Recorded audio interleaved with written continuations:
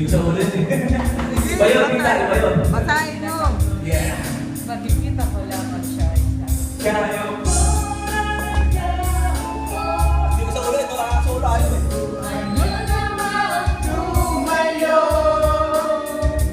At baka magalaw, at baka magalaw, ito ang tunay na kalagayan. Ibabrak ko.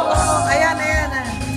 Mawalan na Isang alam, pakita tanging pahinga. Hinipulin ko kayo kung ano si kumatagawang ka. Sila rin ang pinabayaan natin o mga estilo yung hinugay ka magsama ang kabaw. Humarang ang kalabang lubang makipagpunong. Hindi sila natakot na mabasag ang pupuso at ang magpakalma.